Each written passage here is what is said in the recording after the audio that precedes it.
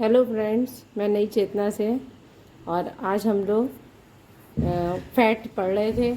Fat उस दिन मेरी तबीयत ठीक नहीं थी, हो सकता है आपको अच्छे से समझ में नहीं आया हो, तो उसी दिन की वीडियो को थोड़ा पढ़ते हुए आगे बढ़ते हुए आज हम फैट के टर्मिनोलॉजी पढ़ेंगे। जो क्वेश्चन बार बार टीजीटी पीजीटी और एनटी उसमें नेट में पूछे जाते हैं, उनके आप उसमें क्वेश्चंस भी देखेंगे। तो आज की वीडियो बहुत ज़्यादा यूजफुल है, इससे क्वेश्चंस बहुत आते हैं फ्रेंड्स, इसलिए इसको ध्यान से पढ़िएगा। और आज हम लोग अपना फैट का वीडियो शुरू करते हैं।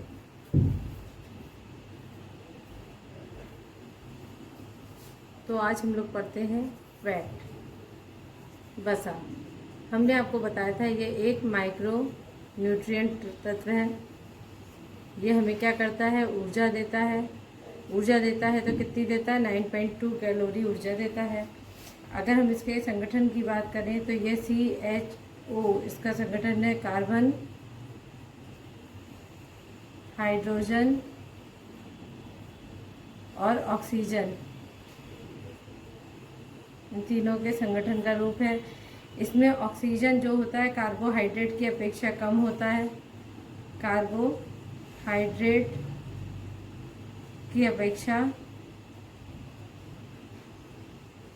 ऑक्सीजन कम होता है, इसीलिए इसमें क्या होता है, इसमें सांद्रता वसा की बढ़ जाती है।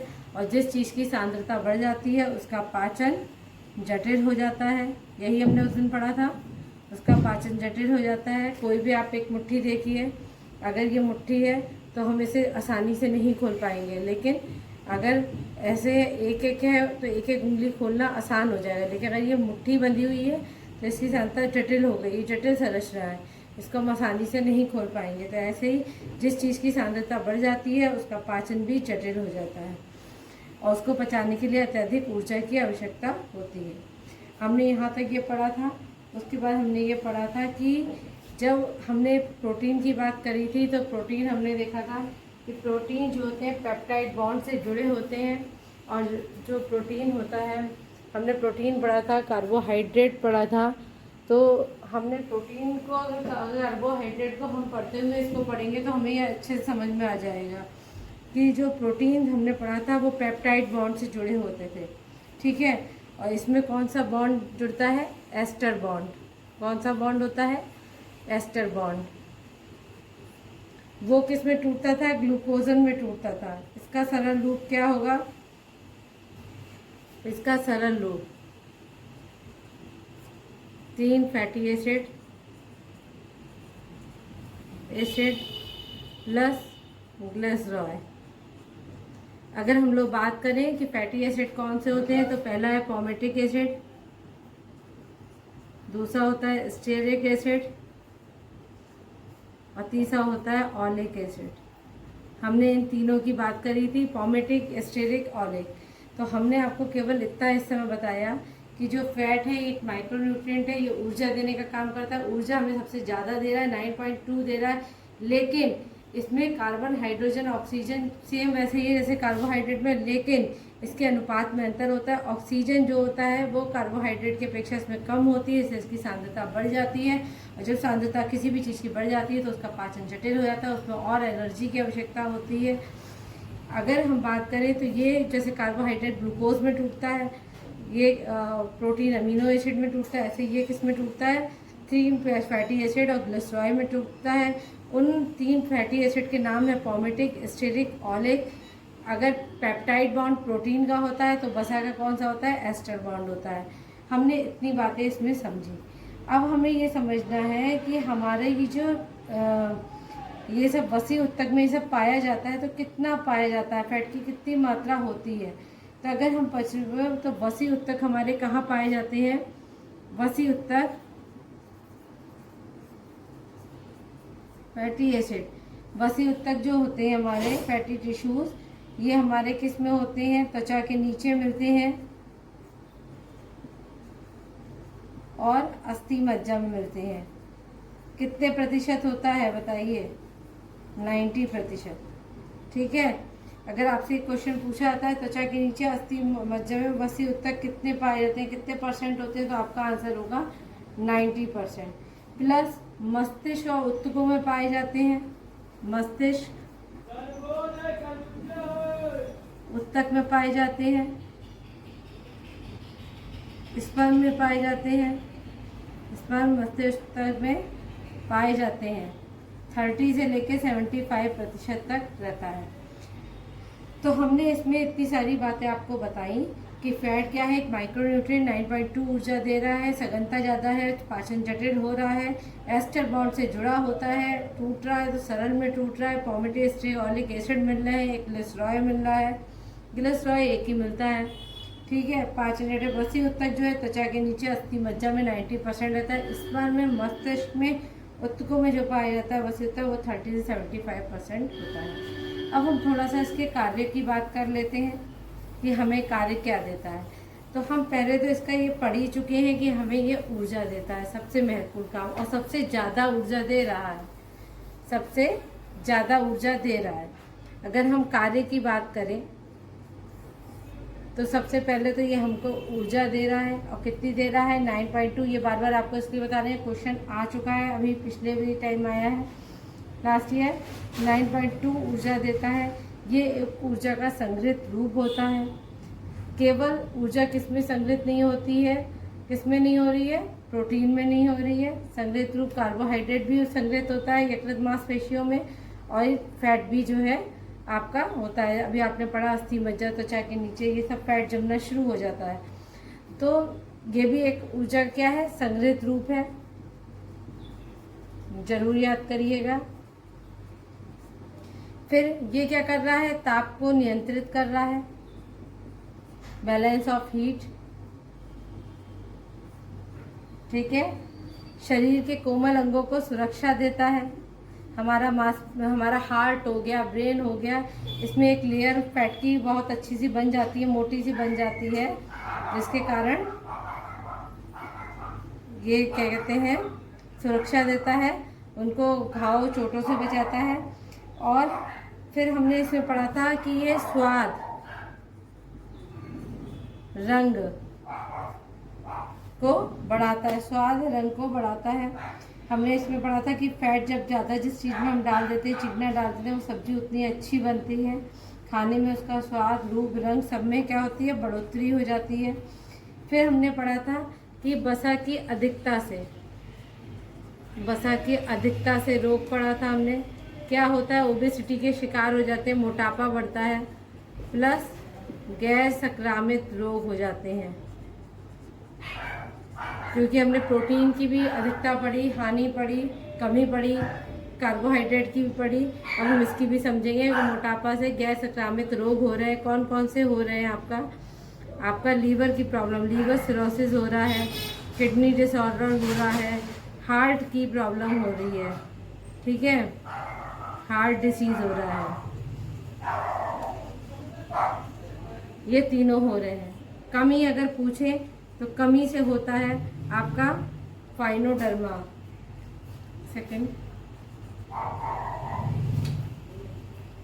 फाइनोडर्मा रोग हो जाता है। अगर हम लोग बात करें तो फाइनोडर्मा हो जाता है। कौन सा हो जाता है, फाइनोडर्मा।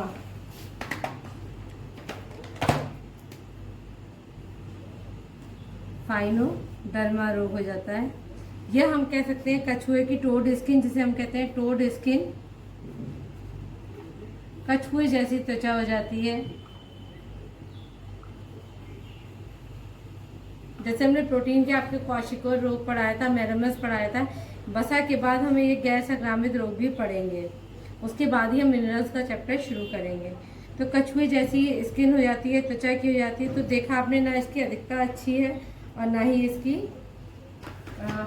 कमी अच्छी है।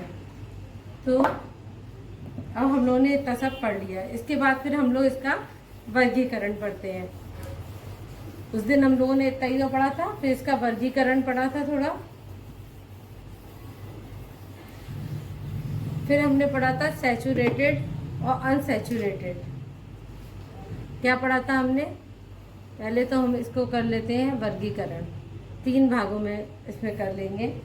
जैसे कि हमने उसमें पढ़ा था कि गुण के आधार पर और प्राप्ति के आधार पर, रासायनिक के आधार पर। इसमें हम 2 आधार पर पढ़ेंगे, एक तो प्राप्ति के आधार पर पढ़ेंगे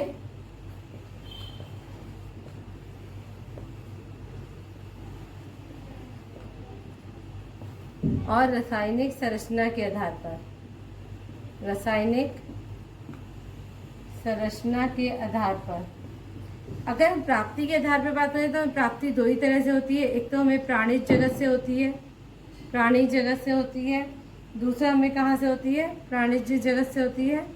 और दूसरा हमें कहाँ से होती है? वनस्पति जगत से। ठीक है, 2 तरफ से होती है, प्राणी जगत से और वनस्पति जगत, 2 जगत से होती है। अगर हम प्राणिज की बात करें तो हमें जंतुओं से मिल रहा है, जैसे सुअर का मांस, जो कि लार्ड बोला जाता है। मैंने आपको पिछली वीडियो में बताया था कि सुअर का मांस का तेल, सुअर का तेल, सुअर के मांस का तेल, मछली का तेल, ये सब हमारे किस में आ रहा है? ये हमें जानवर से मिल रहा है तो हमें ये प्राणिज में आ रहा है। जैसे आपका मक्खन हो गया, घी हो गया, गाय से घी मिल रहा है, मक्खन हो गया, घी हो गया। ठीक है, ये सब हम गाय के दूध से बनाते हैं। अब वनस्पति जगत की बात करें तो जैसे सरसों का तेल, सरसों का तेल, मूंगफली का तेल,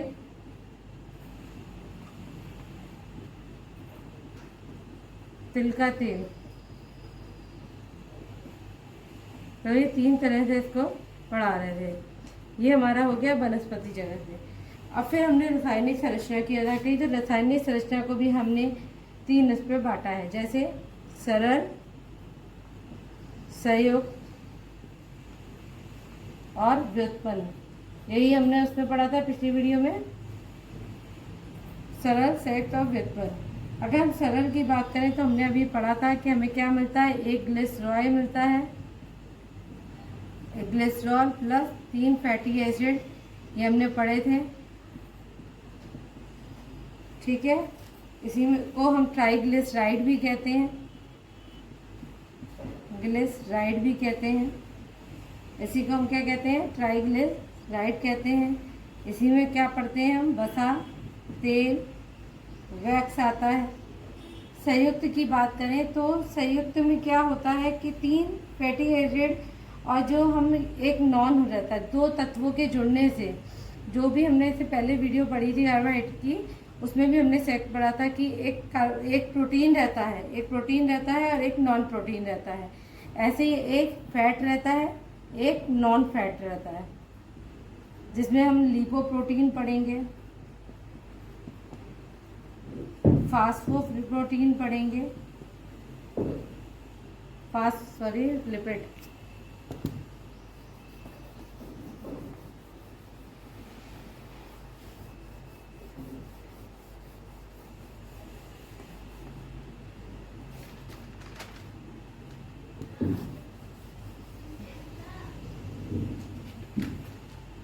इनमें फैटी एसिड पढ़ेंगे हम, एक फैट प्लस नॉन फैट। इसमें हम लोग पढ़ते हैं लिपोप्रोटीन, सल्फोलिपिड पढ़ेंगे, और क्या पढ़ेंगे? फास्फोलिपिड पढ़ेंगे। उसमें हम लोगों ने प्रोटीन लगाया था ना, इसमें हम लोग लिपिड लगा देंगे बस आप। ठीक है, अब हम लोग इसको ये सब पढ़ते हैं। फिर इसमें प्लस क्या होता है? इसमें अल्कोहल के अणु भी होते हैं, इस सब में आप पढ़ेंगे अल्कोहल के अणु रहेंगे। फिर व्युत्पन्न क्या था? जो उत्पन्न हो रहा है किसी से ताप से, सबसे अभिक्रिया करके होता है। इसमें क्या होते हैं? इसमें स्टेरॉल आता है, ऑर्गेस्टेरॉल्स आता है। इन सब के बारे में हम एक एक बार पढ़ेंगे। सबसे पहले तो हमने पढ़ ही लिया कि ग्लिसरॉल आता है, फैटी एसिड होते हैं, ट्राइग्लिसराइड जिसे हम बोलते हैं वसा, तेल, वैक्स। अब हम सबसे पहले पढ़ेंगे कि वसा और तेल क्या होता है, जिसे हम अनसैचुरेटेड और सैचुरेटेड फैट कहते हैं। तो हमें इसमें से क्वेश्चन हमेशा आते हैं, हमेशा कि सैचुरेटेड और अनसैचुरेटेड क्या होता है। तो हम लोग अब इसमें सैचुरेटेड और अनसैचुरेटेड फैट के बारे में पहले सरल का पढ़ लेंगे। इसमें ये हमने पोमेटी स्ट्रिक और ये ऑलिक आपका पढ़ लिया है। बसा तेल वैक्स के बारे में हमें पढ़ना है, जिसमें हम जानते हैं कि क्या होता है, सैचुरेटेड होता है, सैचुरेटेड होता है और अनसैचुरेटेड होता है। ठीक है, अब इन दोनों में अंतर करने पे आता है ये संतृप्त वसा और अनसंतृप्त वसा। सबसे पहले तो ये बताइए वसा अच्छा कौन सा होता है, सैचुरेटेड भी अनसैचुरेटेड? तो हम आपको बता दें कि सबसे अच्छा होता है अनसैचुरेटेड। अब इन दोनों का अंतर समझिए। ये 20 डिग्री सेल्सियस पे जो जम जाए, 20 डिग्री सेल्सियस पर जो जम जाता है वो सैचुरेटेड होता है। सामने इसके लिखिए जो 20 डिग्री सेल्सियस पे जमता नहीं है। इसमें क्या होता है, वातावरण से ये प्रभावित होता है, वातावरण से प्रभावित होता है। मतलब जैसे हम घी देखते हैं, वो क्या होता है, जाड़े में तो जम जाएगा। नारियल का तेल हो गया, वो भी सैचुरेटेड ही है, उसमें घी होता है थोड़ा बहुत तो वो जम जाता है, लेकिन गर्मी में वही मेल्ट हो जाता है। लेकिन सरसों का तेल है, मूंगफली का, अलसी का तेल है, ये सब जमते नहीं है। ये ऐसे फैट हैं जमते नहीं है, इनको अनसैचुरेटेड करते हैं। इन पे वातावरण का कोई ये प्रभावित नहीं होते हैं वातावरण से। ठीक है, ये प्रभावित नहीं होते हैं। इसमें क्या होता है, कार्बन, हाइड्रोजन, ये बहुत छोटे छोटे पॉइंट है जो शायद आपको नहीं भी पता हो। तो ये कार्बन हाइड्रोजन के अणु इसमें क्या होते हैं, समान होते हैं, इसलिए इनको नोट कर लीजिएगा। मेरी वीडियो कम आती है लेकिन इंपॉर्टेंट होती है, तो देखना मत भूला करिए। इसमें क्या होता है, कार्बन हाइड्रोजन इन सब के अणु समान होते हैं, लेकिन इसमें हाइड्रोजन के अणु, इसमें हाइड्रोजन के अणु की अपेक्षा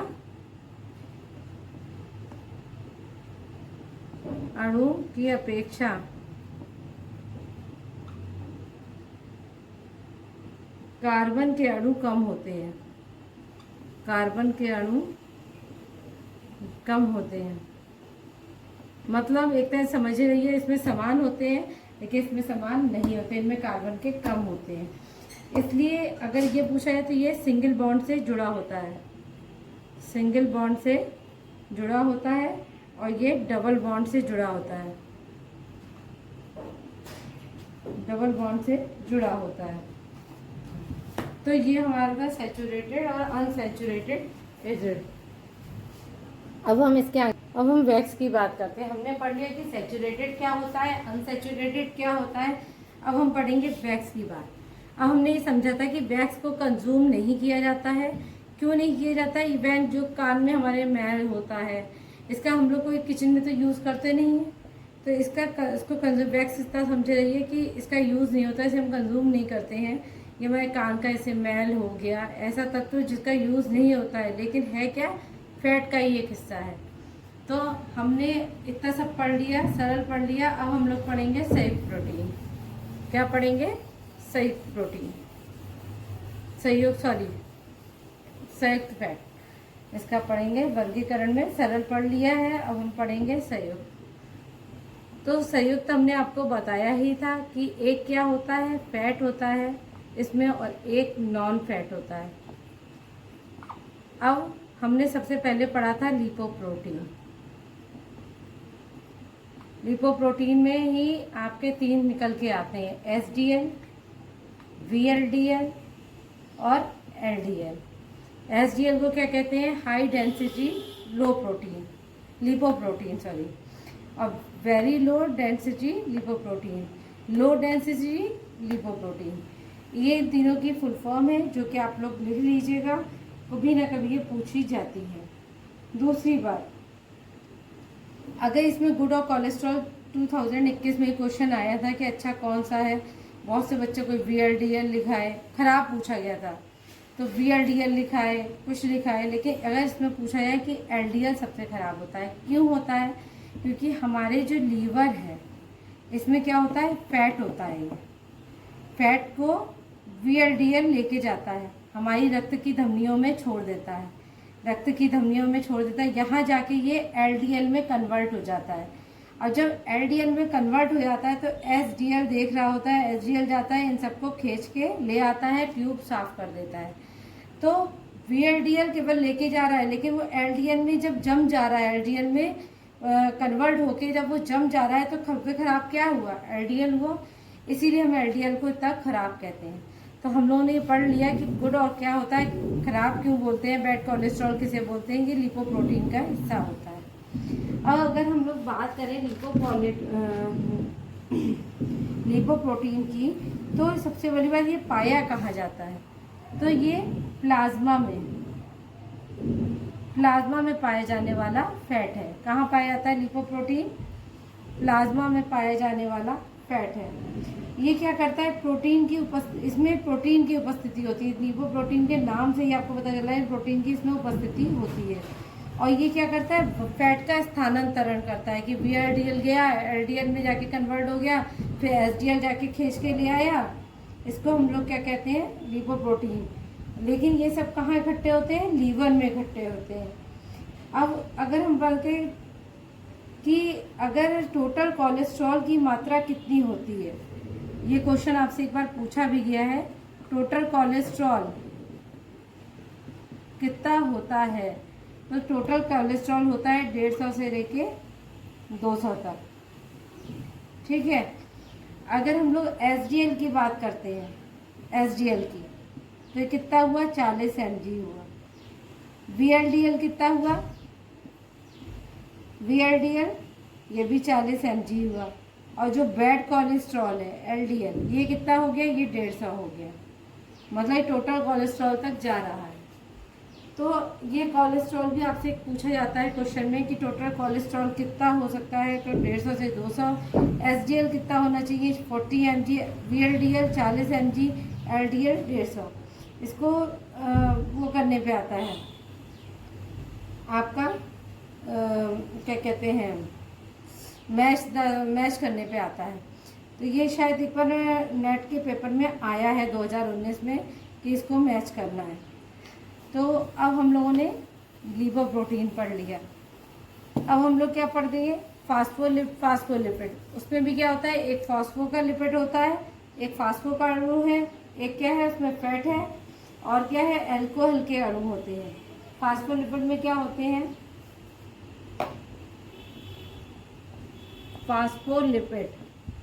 लिपिड हम लोग जान ही रहे हैं, फैट है। और फास्फो क्या है, हमारा मिनरल्स है, एक फैटी एसिड, ग्लिसरॉल है, और क्या है, फॉस्फोरस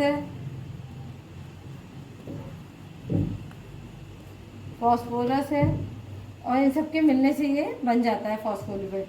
तो ये होता कहाँ है, ये होता है आपके हृदय में उपस्थित होता है। कहाँ होता है, हृदय में, लीवर में, मस्तिष्क में, अंडे में, कहाँ पाया जाता है, ये सब पूछा जाता है। फास्फोलिपिड क्या है, fatty acid, glycerol plus phosphorus, हृदय, लीवर, मस्तिष्क, अंडे में पाया जाता है। तो अब हम लोग पढ़ेंगे ग्लाइकोलिपिड। ये लोग हम सब कुछ संयुक्त के अंतर्गत पढ़ रहे हैं। संयुक्त के अंतर्गत ग्लाइकोलिपिड ये मस्तिष्क के उत्तक में पाए जाते हैं। ये भी कहाँ होते हैं, मस्तिष्क के उत्तकों में। इसे क्या कहते हैं, सेरिब्रोसाइड कहते हैं। क्यों, क्योंकि मस्तिष्क के उत्तकों में पाए जाते हैं, इसको सेरिब्रोसाइड कहते हैं। ये वसी उत्तक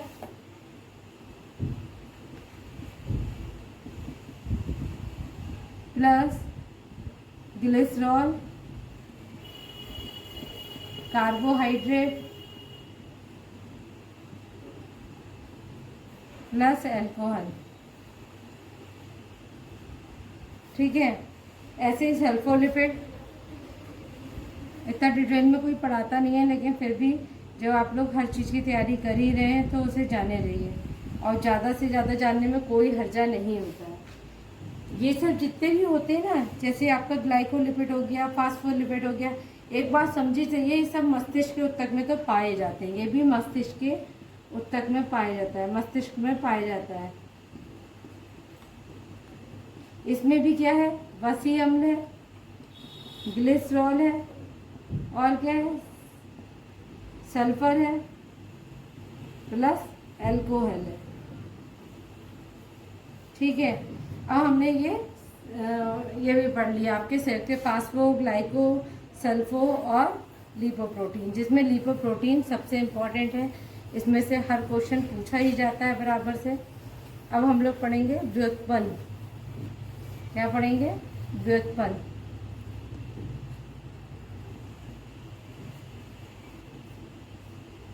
ठीक है,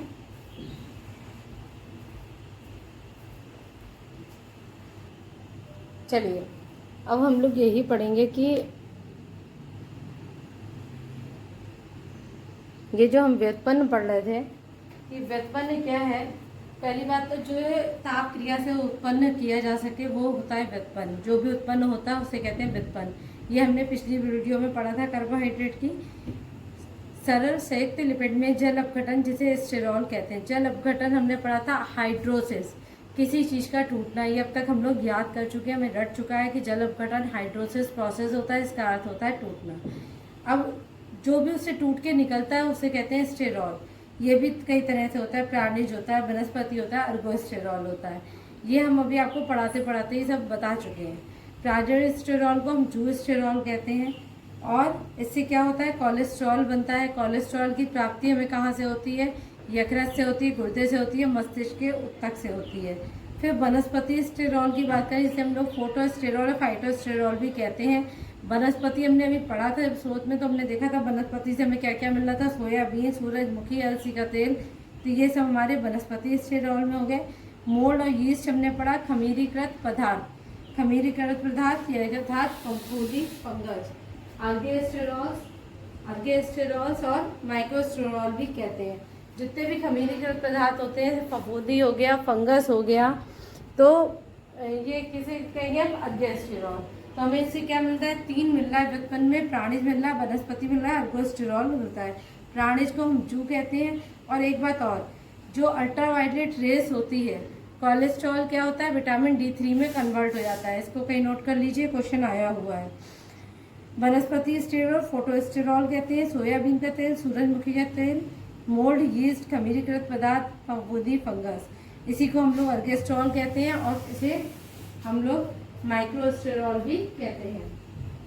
अब हम अगर बात करें, जो हमने सैचुरेटेड अनसैचुरेटेड पढ़ा था, तो सैचुरेटेड में कुछ ऐसे अम्लीय चीज़ें होती हैं जो हम लोग अपने भोज्य पदार्थों में यूज़ करते हैं। तो एक और हम लोग लिख लेते हैं सैचुरेटेड फिर से, और एक जगह लिख लेते हैं अनसैचुरेटेड। अभी तक तो हमने आपको उसका अंतर बताया था केवल। अब इसमें क्या होता है? ब्यूटायरिक, ब्यूटायरिक, ये हम लोग, ये क्वेश्चन बहुत पूछा जाता है, अधिकतर सब बच्चों को पता होगा मक्खन में। ठीक है, कैप्रोइक,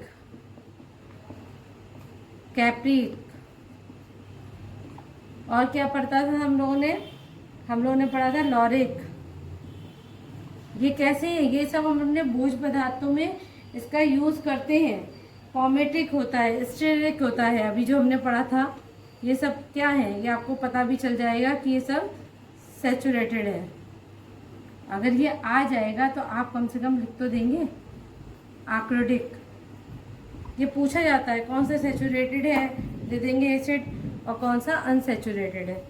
तो ब्यूटारिक ये हमें मक्खन में मिलता है। कैप्रोइक मक्खन की गंध के लिए जिम्मेदार है, मक्खन की महक के लिए। कैप्रिक हमको ताड़ का तेल में मिलेगा। लॉरिक हमें कहाँ मिलता है? गोले के तेल में। गोले का तेल हमने आपको बताया था ना, जम जाता है गोले का तेल। फिर हमने पढ़ा था पॉमेटिक, ये हमें जंतु वनस्पति से मिलेगा। स्टेरिक, ये भी जंतु वनस्पति से मिलता है। और ऑक्रेटिक कहाँ से मिलता है? ये बताइए जल्दी से। मूंगफली से, मूंगफली के तेल से, या मूंगफली से या चर्बी से भी मिलता है। मूंगफली, चर्बी। ठीक है, अब हम अनसैचुरेटेड की बात करें। जैसे हम जानते हैं कि अनसैचुरेटेड वसीयम या मतलब वसा बहुत होता है। एक तो ये जमता नहीं है, हमने बताया था अभी, ये जमता नहीं है, अप्रभावित होता है, मतलब इसे प्रभाव भी नहीं पड़ता है। दूसरा, ये हृदय के रोगी को दिया जाता है। किसे दिया जाता है? हृदय के रोगी को दिया जाता है। हृदय के रोगी को दिया जाता है। अब अगर हम इसकी बात करें, ये दो होते हैं, कौन कौन से होते हैं, मूफा और पूफा। चलिए अब इसको बिगाड़ दें, मूफा और पूफा। अगर हम अनसैचुरेटेड की बात करें तो ये होते हैं मूफा और पूफा। मूफा और पूफा में हमें क्या पढ़ना है कि मूफा में जो होता है, एक तो होता है पॉलमेटिलिक एसिड। कौन सा होता है, पॉलमेटिलिक एसिड। इसमें हम कुछ एसिड के नाम पढ़ेंगे, जिससे हम जानेंगे कि मूफा क्या है और पूफा क्या है। पॉलमेटिलिक एसिड में क्या होता है, सूअर का तेल आ जाता है, सूअर का तेल आता है। हमने आपको बार बार बता रहे हैं, इसको कहीं कहीं लार्ड भी दिखाया जाता है, सूअर का मांस या सूअर का तेल लार्ड कहा जाता है। जैतून का तेल हो गया, ऑलिव ऑयल, जैतून का तेल, मछली का तेल। पॉलमेटिलिक में क्या आता है, सूअर का तेल, जैतून का तेल, मछली का तेल। और ऑलिक एसिड में क्या आएगा, इसमें दूसरा क्या आता है, ऑलिक एसिड। ये सब मूफा की है, पॉलमेटिलिक, ऑलिक एसिड है और यूरिसिक एसिड, ये सब किस में आते हैं, मूफा में आते हैं। इसमें क्या आ रहा है, ऑलिव ऑयल आ रहा है आपका, इसमें भी क्या आ रहा है, ऑलिव ऑयल। और क्या आता है आपका, कैमोला ऑयल, कैमोला ऑयल। फिर तीसरा हम पढ़ेंगे यूरिसिक ऑयल, यूरिसिक एसिड। एक मिनट, 1 2 और 3। यूरिसिक एसिड, इसमें क्या है, इसके अंदर भी कैमोला ऑयल आएगा, कैमोला ऑयल। कैमोला ऑयल समझ रहे हैं आप लोग, अलसी का तेल, तिल का तेल, राई का तेल, इसमें ये आता है। और रेपसीड, रेपसीड तेल, ठीक है। ये तो आपका हो गया मूफा। अब हम पढ़ेंगे पूफा के बारे में। पूफा क्या है, जमता नहीं है, प्रभावित नहीं होता है, और पूफा और हृदय के रोगी के लिए अच्छा माना जाता है, दिया जाता है। अगर हम पोफा की बात करें, इसी में आएगा आपका ओमेगा 6, ओमेगा 3, ठीक है। पहले हम इसके बारे में पढ़ते हैं, ओमेगा 6, ओमेगा 3। अब ओमेगा में क्या आता है, लिनोलिक आता है। क्या आता है, लिनोलिक। और लिनोलिक क्या, सूरजमुखी, सोयाबीन, सूरजमुखी, सोयाबीन और वनस्पति जगत से ये प्राप्त होता है लिनोलिक, ठीक है। फिर अगर हम ये पढ़े आक्रेडोनिक, इसी में आता है आपका आक्रेडोनिक, सॉरी एराकिडोनिक।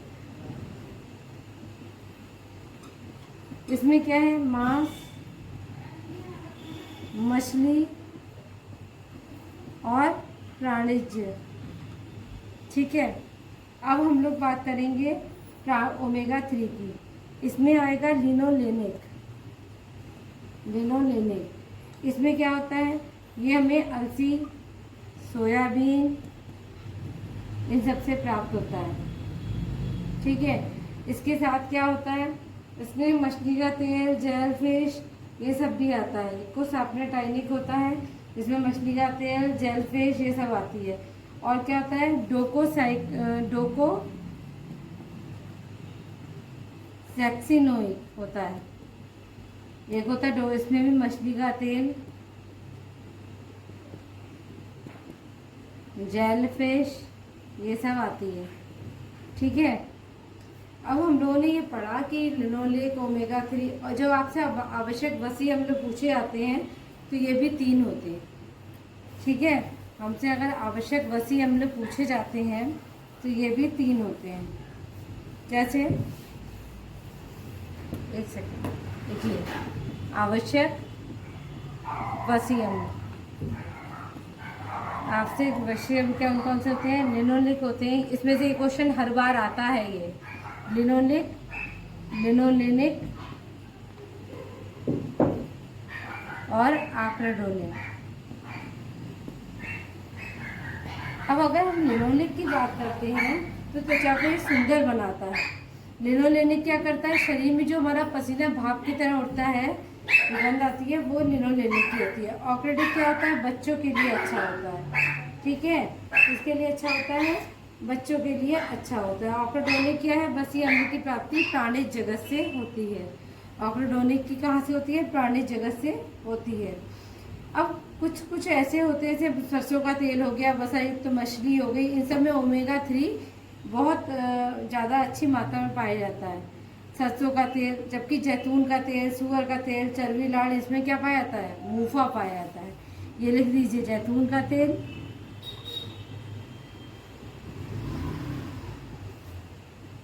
सूअर का तेल, चर्बी, चर्बी को क्या कहते हैं, लाड़। इसमें क्या होता है, इसमें सबसे ज़्यादा मूफा पाया जाता है। क्या पाया जाता है, मूफा पाया जाता है, मूफा पाया जाता है। तो हम कह रहे थे जैतून के तेल में, सरसों के तेल में चर्बी, चर्बी से हम लाड़ कहते हैं, मूफा पाया जाता है। अब हम लोगों ने ये तो आज फैट का चैप्टर सब पढ़ लिया। अब अगर हम लोग पढ़ें कि इसमें कुछ ऐसी शब्दावलियाँ आती हैं जो क्वेश्चन हर बार पूछा जाता है, जैसे आपने रेजिडेंट पढ़ा होगा, एक्रिलिक आया होगा, आपने पढ़ा होगा। तो एक्रिलिक क्या है, अगर ये पूछा जाए कि एक्रिलिक क्या है, रेजिडेंटी क्या है, तो आप क्या बताएंगे, रेजिडेंटी ये क्या है, जब हम तेल को बार बार गर्म, हम आपको ये वन लाइन एक डेफिनेशन है जो आपको ऐसे समझाते हुए चल रहा है। रेजिडेंटी है, एक्रिलिक है,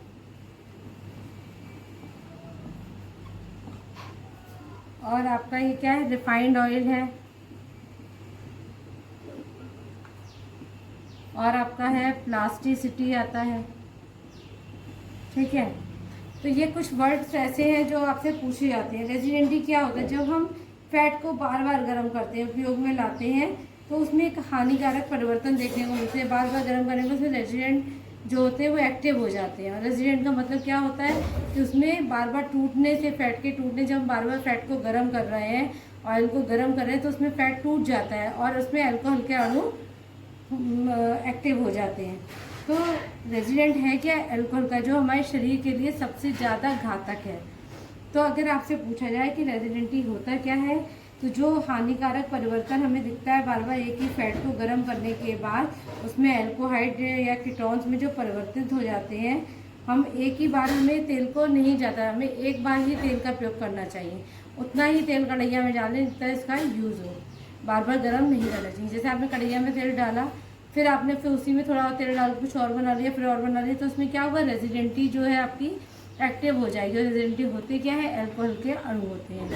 दूसरा एक्रिलिक, एक्रिलिक क्या होता है कि जब तेल बार बार गर्म किया जाता है तो उससे जो धुआं निकलता है, उस धुएं से हमारे गले में जलन होने लगती है, उसी को हम लोग क्या कहते हैं, एक्रिलिक कहते हैं। अब आया हमारा रिफाइंड ऑयल। रिफाइंड ऑयल किसी भी छिलका हो गया, आपका भूसी हो गया, उसके साथ कोई भी क्रिया करके जब हम तेल निकालते हैं तो उसी को हम लोग क्या कहते हैं, रिफाइंड ऑयल कहते हैं। अब हो गया प्लास्टिसिटी, क्या हो गया, प्लास्टिसिटी। प्लास्टिसिटी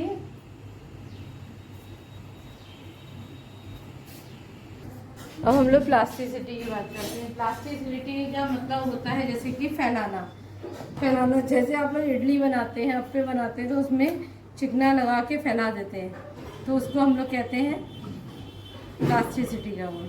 अगर आप किसी में ऑयल लगा के फैलाते हैं तो वो चीज़ आराम से निकल जाती है। अप्पे हुआ, इडली हुआ, बिना ऑयल के लगाएंगे तो नहीं निकलेगी, इसी को हम प्लास्टिसिटी का गुण कहते हैं। फिर एक आता है हाइड्रोजनीकरण। अब हमने सैचुरेटेड, अनसैचुरेटेड पढ़ ही लिए, सैचुरेटेड और अनसैचुरेटेड, ठीक है। इसमें क्या होता है, अनसैचुरेटेड को सैचुरेटेड में परिवर्तन कर देना, कुछ क्रियाओं के द्वारा इसमें परिवर्तन कर देना, अनसैचुरेटेड को सैचुरेटेड बनाना ही हाइड्रोजनीकरण कहलाता है। अब हम लोग पढ़ते हैं, जैसे इस सबको हमने पढ़ा, फिर हम लोग पढ़ेंगे शॉर्टनिंग। क्या पढ़ते हैं, शॉर्टनिंग। शॉर्टनिंग का अर्थ होता है मोइन। क्या होता है, मोइन।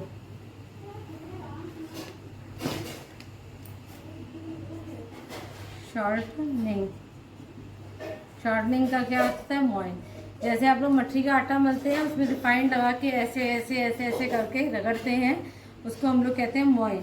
तो ये हो गई मोइन के। ऐसे आपको उदाहरण कह देंगे कचौड़ी, समोसा और ये रोटी, इनमें से एक छाटी है, ये दो छाटी है, तो कचौड़ी समोसा आपका किसके उदाहरण है? शॉर्ट मोइन के। इन सब में मोइन पड़ता है ना, तो ये हो गया आपका मोइन।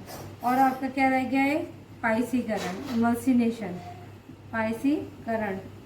ठीक है, इमल्सिनेशन। पाइसीकरण क्या होता है? तो इतना समझे रहिए, फैट और पानी का जो मिश्रित रूप होता है उसी को हम लोग इमल्सिनेशन कहते हैं, पाइसीकरण कहते हैं। फिर साबुनीकरण। साबुनीकरण, बसा को यदि अल्कलाइन के साथ, क्षार, बसा को अल्कलाइन यानी कि क्षार के साथ जब हम क्रिया करते हैं, क्षार के साथ क्रिया कराई जाती है, तब उसे क्या कहा जाता है? साबुनीकरण कहा जाता है। अच्छा, साबुनीकरण कहते हैं। अब इसका हमने ये पढ़ी, ये सारी जो फैट टर्मोलॉजी थी, इसमें से आपसे क्वेश्चन पूछे जाते हैं। आप लोग इतना पेपर देते हैं, आप लोग कुछ जानते होंगे कि ये सारे क्वेश्चन जितने भी आज हमने कराए हैं सब इम्पोर्टेंट है। अब हमने कार्बोहाइड्रेट के टेस्ट पढ़े थे, हमने प्रोटीन के टेस्ट पढ़े थे, ऐसे ही हमारे बसा का भी टेस्ट होता है। 2 होते हैं, इसमें ज़्यादा नहीं होते हैं। एक होता है आपका आयोडीन टेस्ट और दूसरा आपका होता है एसिड टेस्ट। ये जो आपका आयोडीन टेस्ट होता है, ये unsaturated fatty acid, unsaturated fatty acid की जांच के लिए होता है। और ये जो आपके फ्री रेडिकल्स होते हैं ना, उनको जानने के लिए, फ्री रेडिकल्स फैटी एसिड को जांचने के लिए टेस्ट होता है। तो आज का वीडियो में बस इतना ही था कि आयोडीन हम अनसैचुरेटेड फैटी एसिड को जानते हैं, एसिड वैल्यू। आज हमने बसा का चैप्टर पूरा ही एक बार में आपका कर दिया है। उस दिन तबीयत गड़बड़ होने के कारण बहुत अच्छे से आपको शायद क्लियर नहीं हो पाया। और आज का वीडियो आपको कैसा लगा अपने कमेंट ज़रूर भेजिएगा। इसमें बहुत बच्चे हैं, एक राना जी हैं, एक अंतिमा जी हैं। 2-3 बच्चे ही कमेंट करते हैं। आप सबसे कि सभी बच्चे कमेंट करिए कैसा लगा वीडियो, कुछ कमी हो तो वो भी बताइए। तो हम लोग अपनी नेक्स्ट वीडियो में मिलेंगे। बसा के जो डिसीज थे, हार्ट था, लीवर था, किडनी था, हमें ये सब पढ़ेंगे। Thank you very much. Please like subscribe करना ना भूलिए।